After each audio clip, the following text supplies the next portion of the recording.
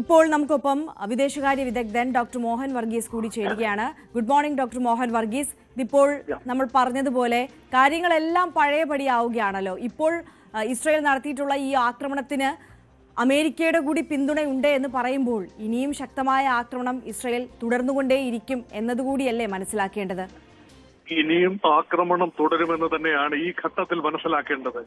Gaza സമാധാന കരാർ America ഇടപെട്ട് സംഭവിപ്പിച്ച ഗാസ സമാധാന കരാർ എത്രത്തോളം ദുർബലമാണ് എന്ന് ഒരിക്കൽ കൂടി വെളിവാകുന്ന സംഭവങ്ങളാണ് കഴിഞ്ഞ രാത്രിയിൽ അരങ്ങേറിയത്. ഒരു കാരണം കണ്ടെത്താൻ ഇസ്രയേലിന് നിഷ്പ്രയാസം കഴിയും. ഇസ്രയേലിന്റെ സൈനിക കൊളംസിനെ, സൈനിക വിഭാഗങ്ങളെ ആക്രമിക്കുന്ന ഹമാസ് അതൊരു കാരണമാണ്. മൃതദേഹങ്ങൾ അല്ലെങ്കിൽ മൃതദേഹ അവശിഷ്ടങ്ങൾ വേണ്ട രീതിയിൽ കൃത്യസമയത്ത് വിട്ടുകിട്ടിയില്ല എന്നത് മറ്റൊരു ആക്ഷേപമാണ്. ഇങ്ങനെ നിരവധി അനവധി ആക്ഷേപങ്ങൾ ഇസ്രയേലിന്റെ ഭാഗത്തുണ്ട്. അതുകൊണ്ട് ഗാസയിൽ ജീവനോടെയുള്ള ബന്ദികളെ ഇപ്പോൾ ഇസ്രയേൽ വിട്ടുകിട്ടിക്കഴിഞ്ഞു. അങ്ങനെയെങ്കിൽ ഇപ്പോൾ അവശേഷിക്കുന്ന മൃതദേഹങ്ങൾ മാത്രമാണ്. മൃതദേഹങ്ങൾ സംസാരിക്കാനാവില്ലല്ലോ. അതുകൊണ്ട് തീർച്ചയായും ഇസ്രയേൽ അതിന്റെ പൂർണ്ണ ലക്ഷ്യം, 2 ലക്ഷ്യങ്ങളാണുള്ളത്. ഒന്ന്, ഹമാസിന്റെ പൂർണ്ണമായ കീഴടങ്ങൽ അല്ലെങ്കിൽ ഹമാസിനെ പരിപൂർണമായി അവസാനിപ്പിക്കുക. ആ ലക്ഷ്യം പൂർത്തീകരിക്കാൻ കഴിഞ്ഞില്ല. ഗാസ സമാധാന കരാറിന്റെ ഒരു പ്രധാനപ്പെട്ട ഒരു സവിശേഷതയായിരുന്നു ഹമാസിന്റെ നിരായുധീകരണം. ആ നിരായുധീകരണം അല്പം പോലും മുന്നോട്ട് പോയില്ല എന്നതാണ് വാസ്തവം. ഒരു അന്താരാഷ്ട്ര സമാധാന സേനയ്ക്കോ അല്ലെങ്കിൽ അറബ് സേനയ്ക്കോ ആ നിരായുധീകരണം പൂർത്തിയാക്കാനുള്ള അവസരം ലഭിക്കുമെന്ന പ്രതീക്ഷയാണ് ഉണ്ടായിരുന്നത്. പക്ഷെ അതിനുള്ള നടപടിക്രമങ്ങൾ പോലും ആയിട്ടില്ല എന്ന് പറയുമ്പോൾ അവശേഷിക്കുന്ന ഹമാസ് ഇപ്പോഴും പൂർണ്ണമായി സജ്ജരാണ്, ആയുധ സന്നാഹങ്ങളുമായി നിൽക്കുകയാണ്. അതുകൊണ്ട് സ്വാഭാവികമായി കരാറിന്റെ വ്യവസ്ഥകൾ അനുസരിച്ച് തന്നെ അമേരിക്കൻ പ്രസിഡന്റ് ഡൊണാൾഡ് ട്രംപ് പല ആവർത്തി പറഞ്ഞു, ഈ കരാർ ഏതെങ്കിലും ഒരു ഭാഗം അല്ലെങ്കിൽ ഹമാസിന്റെ ഭാഗത്ത് കംപ്ലയൻസ് ഉണ്ടായില്ല എങ്കിൽ ഹമാസിനെ ആക്രമിക്കാൻ ഇസ്രായേൽ അനുവാദം ഉണ്ടായിരിക്കും, അവകാശമുണ്ടായിരിക്കും എന്ന് പറഞ്ഞ അത് പൂർണ്ണമായി ശരിവെക്കുന്ന രീതിയിൽ തന്നെയാണ് ഇപ്പോൾ ഇതാ വന്നുകൊണ്ടിരിക്കുന്ന വാർത്തകൾ വിശ്വസിക്കാമെങ്കിൽ അമേരിക്കയുടെ അനുഗ്രഹാശിസുകളോടെ തന്നെയാണ് ഈ ആക്രമണം അരങ്ങേറിയിരിക്കുന്നത്. അതുകൊണ്ടാണ് പറയുന്നത് ഈ ഒരു സമാധാന പ്രക്രിയ എന്ന് പറയുന്നത് ഒരു ഹാഫ് ഹാർട്ടഡ് അറ്റംപ്റ്റ് ആയിരുന്നു എന്ന് വേണം കരുതാൻ. പൂർണ്ണ മനസ്സോടുകൂടിയുള്ള ഒരു സമാധാന കരാർ ആയിരുന്നില്ല. ഇരു കക്ഷികളും മനസ്സില്ലാ മനസ്സോടെ എത്തിച്ചേർന്ന തത്വത്തിൽ സമ്മതിക്കുകയും എന്നാൽ ഔപചാരികമായി ഒപ്പിടാൻ വിസമ്മതിക്കുകയും ചെയ്ത സമാധാന കരാറിന് എത്രത്തോളം ആയുസ് നീട്ടി കിട്ടും എന്നത് കണ്ടറിയേണ്ട കാര്യമാണ്. മുൻപ് 2 പ്രാവശ്യവും ഏതാണ്ട് സമാനമായ സാഹചര്യത്തിലാണ് വെടിനിർത്തൽ ലംഘിക്കപ്പെട്ടത്. നോക്കൂ, ഈ യുദ്ധം തുടങ്ങി ഒരു മാസത്തിനുള്ളിൽ തന്നെ നവംബർ 2023 തന്നെ ആദ്യഘട്ടം വെടിനിർത്തൽ നിലവിൽ വന്നു. ഏതാനും ദിവസങ്ങളുടെ ആയുസ് മാത്രമേ ആ വെടിനിർത്തൽ കരാർ ഉണ്ടായിരുന്നുള്ളൂ.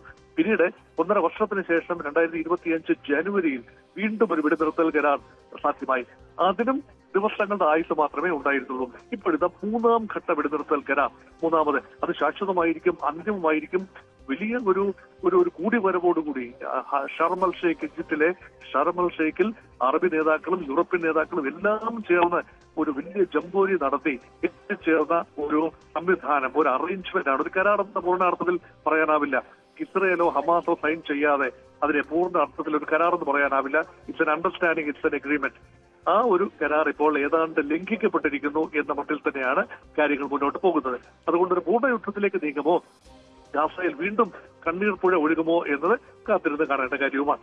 ഡോക്ടർ മോഹൻ വർഗീസ്, ഒരു കാര്യം കൂടിയുണ്ട്. ഇതിനിടയിൽ പുറത്തു വന്ന ഒരു വാർത്തയാണ്, അതായത് പാകിസ്ഥാൻ 20,000-ഓളം സൈനികരെ ഗാസയിൽ വിന്യസിക്കുന്നു എന്നുള്ളത്. നമുക്കറിയാം, ഇസ്രായേലിനെ ഔദ്യോഗികമായി അംഗീകരിക്കാത്ത രാജ്യമാണ് പാകിസ്ഥാൻ. അപ്പോൾ അതിനിടയിൽ വരുന്ന പാകിസ്ഥാന്റെ ഈ നീക്കങ്ങൾ, അതും ഇസ്രായേൽ സൈന്യത്തെ സഹായിക്കാൻ തക്കവണ്ണം എന്ന രീതിയിൽ വരുമ്പോൾ അതിൽ നിന്ന് എന്താണ് നമ്മൾ വായിച്ചെടുക്കേണ്ടത്? എങ്ങനെയാണ് ഈ കാര്യങ്ങൾ എത്തി നിന്നത്? വളരെ സങ്കീർണമായ സ്ഥിതിവിശേഷമാണ്. പാകിസ്ഥാൻ സൈന്യത്തിന്റെ വിന്യാസം ഗാസയിൽ ഉണ്ടാവുകയാണെങ്കിൽ ഒരു കാരണവശാലും ഇസ്രയേൽ അത് അംഗീകരിക്കില്ല എന്നത് കൃത്യമായി പറയാൻ കഴിയും. കാരണം അറബി സൈന്യങ്ങൾ ഒരുപക്ഷെ ഹമാസിന്റെ നിരായുധീകരണത്തിനും കാര്യങ്ങൾ സ്റ്റെബിലൈസ് ചെയ്യുന്നതിനും ഈജിപ്തിന്റെയോ സൗദി അറേബ്യയുടെയോ സൈന്യങ്ങൾക്ക് ഗാസയുടെ മണ്ണിലേക്ക് പ്രവേശിക്കുന്ന ഇസ്രയേലിന് പാകിസ്ഥാൻ അങ്ങനെ ഒരു രാജ്യമല്ല. പാകിസ്ഥാൻ സൗദി അറേബ്യയുമായിട്ട് സൈനിക കരാർ ഒപ്പുവെച്ചിട്ടുണ്ട്. പാകിസ്ഥാൻ ആക്രമിക്കപ്പെടുകയാണെങ്കിൽ സൗദി അറേബ്യ സൈനിക സഹായത്തിനെത്തും. അതിന്റെ കലോത്തരമുണ്ടാക്കി അതൊരു വാർത്ത. ഇപ്പോൾ ഇതാ ഇസ്രയേലിന് കൂടി ബുദ്ധിമുട്ടുണ്ടാക്കുന്ന രീതിയിൽ ഗാസ സമാധാന പ്രക്രിയയിൽ അത് അമേരിക്കയുടെ ഒത്താശയോടുകൂടി തന്നെയായിരിക്കും. ഇവിടെ ഒരു ലാർജർ പ്ലോട്ട് ഒരുപക്ഷെ വേണമെങ്കിൽ ആരോപിക്കാം. കാരണം ഇന്ത്യയെ കൂടുതൽ സമ്മർദ്ദത്തിലാക്കുന്ന ഒരു തീരുമാനമാണ്. ഗാസ സമാധാന പ്രക്രിയയിൽ ഇന്ത്യയുടെ പങ്കാളിത്തം വളരെ നാമമാത്രം തന്നെയായിരുന്നു. ഇന്ത്യയുടെ വിദേശകാര്യ മന്ത്രി പോലും അവിടെ പോയില്ല. ഉപമന്ത്രി മാത്രമാണ് അവിടെ ഈ ഷർമൽ ഷേഖ് സന്ദർശിച്ചത്. അതുകൊണ്ട് ഇന്ത്യൻ പ്രധാനമന്ത്രി അതിൽ നിന്ന് വിട്ടുനിന്നു. അതുകൊണ്ട് ഇന്ത്യക്ക് കാര്യമായ ഒരു പ്രാതിനിധ്യം ഇല്ലാതെ പോയ ഒരു സമാധാന പ്രക്രിയയിൽ പാകിസ്ഥാൻ കാര്യമായി അമേരിക്ക പക്ഷത്ത് നിന്നുകൊണ്ട് അമേരിക്കയുടെ ഒരു കാര്യസ്ഥൻ എന്ന നിലയിൽ ആ ഭാഗത്ത് പ്രവർത്തിക്കുന്നു എന്ന് പറയുമ്പോൾ അത് ഇന്ത്യക്ക് കൂടി ആശങ്കയുണ്ടാക്കുന്ന കാര്യം തന്നെയാണ്. യെസ്, വളരെ നന്ദി ഡോക്ടർ മോഹൻ വർഗീസ് ഈ ഘട്ടത്തിൽ ഞങ്ങളോടൊപ്പം ചേർന്നതിനും പ്രതികരിച്ചതിനും.